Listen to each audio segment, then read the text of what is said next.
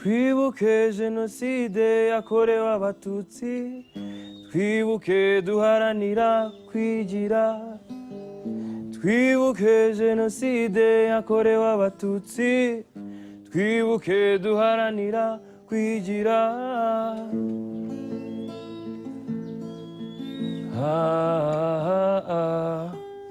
abana natakaje mu ntambara sinabona ko mbavuga dad badan baan ku waayay intuu xasuuqa socday waxaan ku waayay 26 qof oo ka mid ah qoyskayga kaniisadan waxaa yaala qalfoofta 2 gabdhood oo iga yar iyo walaalkay xarunta Natraamana waxaa yaala qalfoofta 2 gabdhood oo iga weyn iyo hooyaday dadkan aan ku sheegayo waa kuwa ila dhashay ama ay dhalo oo kaliya uma jiraan reer aabahay cunugaygii iyo inan aan eedo ahaa waxaa jira iyana qaraabo kale oo aan ku waayay 7 ayaa lahaaya qalfooftooda halka kuwa kalena meedkooda la waayay imyaka ibaye myinshi twibuka jenoside yakorewe abatutsi imyaka izaba ibihumbi tuzirikana y'amaraso yamenetse umunsi wa kabiri maalintii koowaad waxaan dilay 14 qof maalintii xigta waxaan dilay 3 qof maalintii saddexaad waxaan dilay qof kale waa aniga qofka gacanta ka gooyay wajigana ka dhaawacay waxaan uga tagay dhimasho dad aniga ila socda ayaa dilay canugeeda goobta dad badan ayaa lagu laayay waxaan isku bedelay wuxuush dadka aan dilay waxay ahaayeen dariskayga mana aysan jirin wax iga galabsadeen waxa si xun iyo adeegsaday dawlad xun I think Manuel waxaan u malaynayaa Emmanuel wuxuu noqday dilaa wuxuu ka qayb qaatay xasuuqii waana natiijadii ka dhalatay arrimo badan oo isbiirsaday saxaafaddu waxay ka ciyaartay door weyn ciribtirkan naceebkan kala qaybsanaantan iyo hibsuucaan sometimes a neighbor kills his neighbor mararka qaar daris ayaa dilaya dariskiisa maxaa yeelay waxaa lagu dhiirigeliyay inuu dilo dawladda ayaa taageeraysay cid u haysata ma laha hadduu wax dilo caadi bay iska ahayd dilaagan ma uusan aaminsanayn inuu dilayo qof bini aadam ah wuxuu dilaya tuutsi maxaa yeelay tuutsiga waxaa loo aqoonsaday xayawaanaadka la dhaqdo sida idaha iyo ariga I think we have to look at this genocide even from the historical xasuuqan dhacay wuxuu la xiriiraa taariikh hore iyaysan indhaheenu qaban keliya wixii dhacay 1994 Jeri wachi Rwanda Jeri wachi Rwanda u Rwanda rwa gihanga u Rwanda rw'abanyarwanda.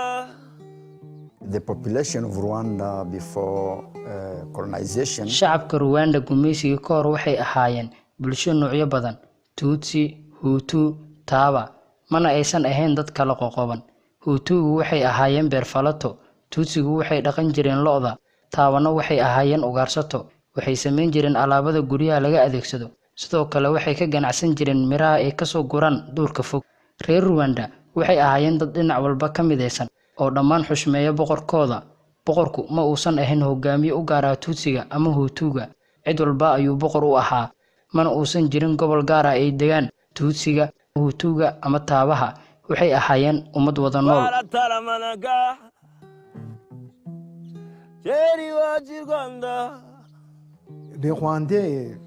xiriirka ka dhaxeeya qaybaha kala duwan ee dadka Rwanda wuxuu ahaa mid iska caadi ah kaliya xagga dhaqaalaha ay ku kala duwanaayeen it was very difficult to distinguish a Tutsi to Hutu because aad bay u adkayd in la kala saaro Tutsiga iyo Hutuga maxaa yeelay xaq dhaqaale kaliya ayaa lagu kala saari karay qofkii dhaqada in ka badan 10 saacaad wuxuu ahaa Tutsi qofkii dhaqada in ka yar 10 saacaadna wuxuu ahaa Hutu qofkii ceyr ah oo waxba haysan wuxuu ahaa Tawa mazunganzaraza ateranya Kanyarwanda. Les colonisateurs quand ils sont arrivés markii gumeysigu dalka yimid waxay xoog ku qabsadeen dhammaan qabaa'ilkii waxay dabaqeen hanaankii dhaqan dhaqaale ay bulshada ugu yimaadeen iyagoo sidaa ku sii maamulayay tan iyo dagaalkii koowaad adduunka kolkaasuu gumeystigii Jarmalka dalka isaga baxay isla markaana uu soo bedelay gumeystigii Belgiumka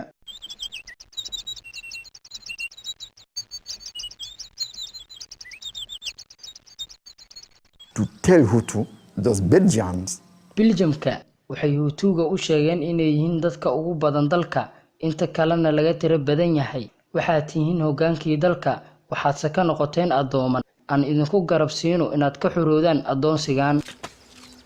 Et ils ont réussi à faire ça. Ça marchait. Ça créait bien sûr. Gumeysiga Biljimka waxay awoodeen inay hadafkaani gaaraan wayna ay shaqaysay dhagartoodii. Laakiin arrinkan bulshada dhexdeeda dareen ayuu ka abuuray. Maxaa yeelay siyaasadda gumeysiga waxay ku salaysneed qeybi u xukum. Laakiin maxay u godan lahaayeen hogaaminta noocaana? Jawaabtu waxay noqonaysaa waa inay ka faa'iidaystaan kala qaybsanaantan. They used even tools.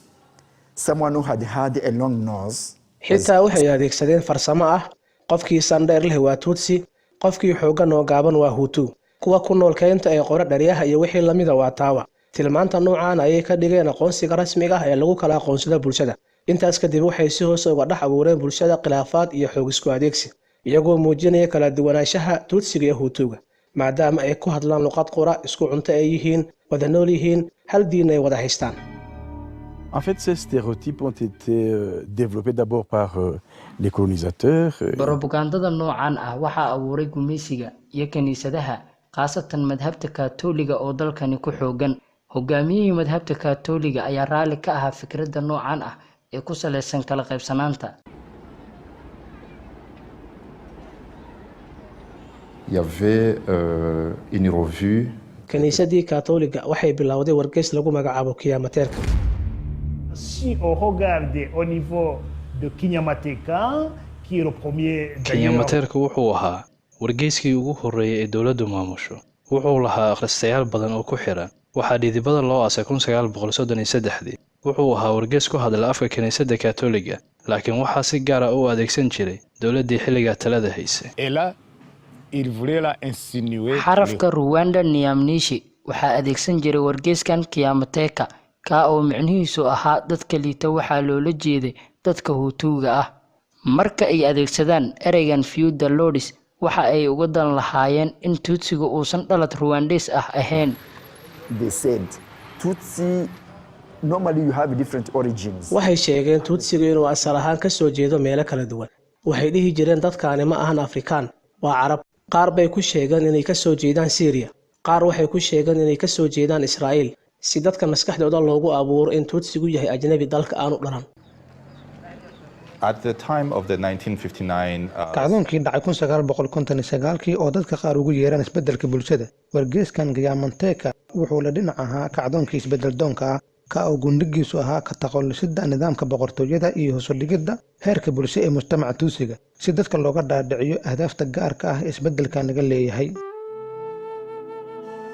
In 1959 1959 Hutugu waxay gubeen guryihii Tutsiga, sidoo kale waxay laayeen xoolahoodii iyadoo Tutsigu u qaxay dalalka deriska ah sida Uganda, Burundi, Tanzania iyo Congo.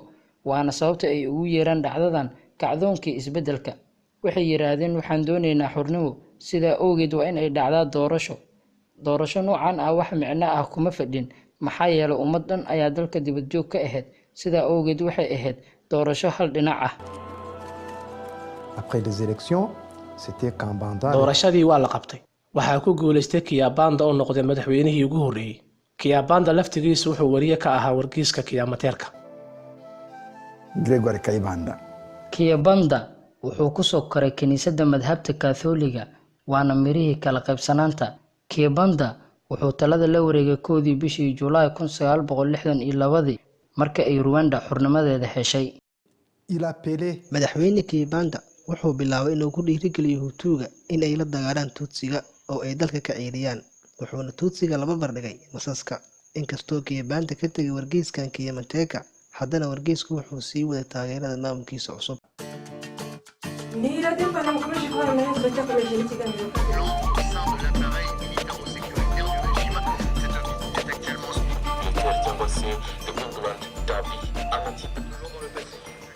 Radio Rwanda started in 1964. Radio Rwanda waxaa dhidibada loo taagay 1964, wuxuuna ahaa warbaahin dowladda ay maamusho, wuxuuna tabin jiray barnaamijyo kala ah wacyigelinta iyo hanuuninta, madadaalada iyo waxbarashada waddanka.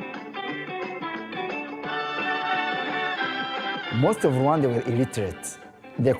Inta badan Rwandeesku waxay ahaayeen dad aan waxba qorin waxna akhrin, ma akhrisan karin wargeyska, laakiin waxay si fudud u dhageysan jireen raadiyaha, xitaa haddaysan tuulada koronto lahayn waxaa ku filnaa bateri. haddii uusan qof raadiya haysan waxaa haystay deriskiisa uu la soo dhageysan jiray. kaga sii darane dadka reer Rwanda waxay ku hadlaan hal luuqad, uma aysan baahnayn wax tarjumaad ah.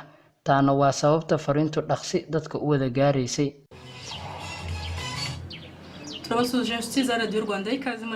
You'd find that waxaad ogaanaysaa dadka caadiga ah ee ku nool tuulooyinka iyo dhulka baadiyaha ah waxay aaminsanaayeen in ay dhab ka tahay wax kasta oo ay idaacaddu sheegto. haddii saraakiisha dowladda ay idaacaddu ka bixiyaan awaamir sida in la fuliyo howl, dadka caadiga ahi waxay adeeci jireen awaamirtii laga bixiyay idaacadda. waxay dhihi jireen idaacadda ayaan ka dhagaysanay, iyagoon runta aysan ogaanin dhab bay u haysteen wax kasta ay idaacaddu sheegto.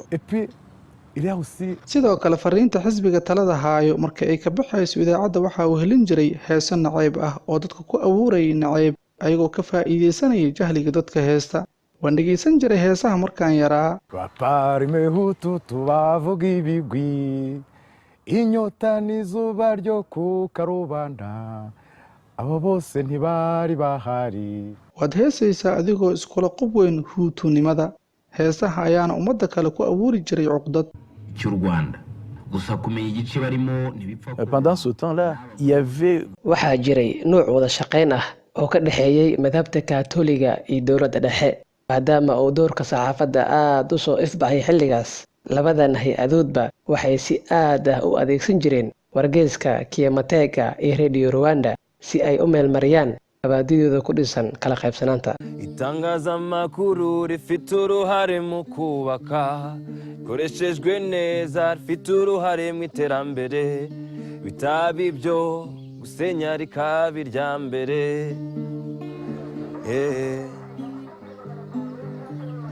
hari igihe ryakoreshejwe nabi, aho kubaka rirema amacakubiri, aho kunga abanyarwanda ribacamo ibice.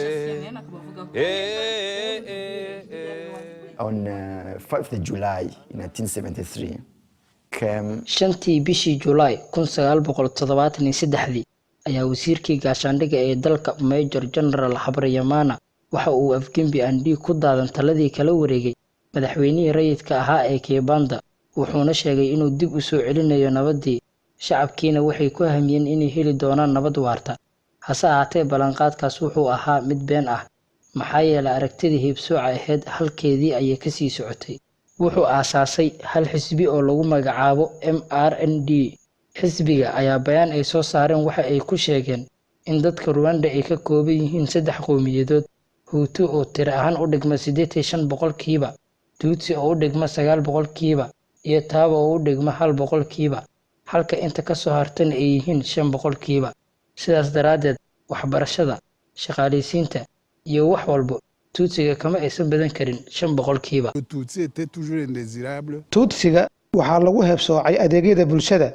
xisbigan oo talada hayay 1973 ilaa 1990 wuxuu sii waday siyaasadii gundigeedu ahaa heebsooca. The ideology continued up to 1980 in Uganda. 1980 heebsooca noocan ayaa isna haystay qaxootiga Tutsiga ee ku sugnaa dalka Uganda, iyadoo ugu dambeyn madaxweynihii Uganda Milton Obote uu dalkiisii ka soo ceeriyay qaxootigii Tutsiga, isagoo ku eedeeyay inay taageero u yihiin madaxweynihii isaga ka horeeyay Idi Amin Dada.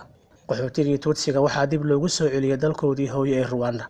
hase ahaatee waa laga hor istaagay dalka inay galaan, waxaana lagu tilmaamay inay yihiin ajaanib aan dalka wax xuquuqa ku lahayn. hal wado kaliya ayaa u furnay, taasoo ah inay dagaalamaan oo xoog adeegsadaan. haddaba 1 Oktoobar 1991 jabhadda Rwandan Patriotic Front RPF oo ah jabhad Tutsigu samaysteen ayaa weerar ku qaaday Rwanda. jabhaddaasi ayaa waxaa hogaaminayay madaxweynaha iminka talada haya ee Paul Kagame.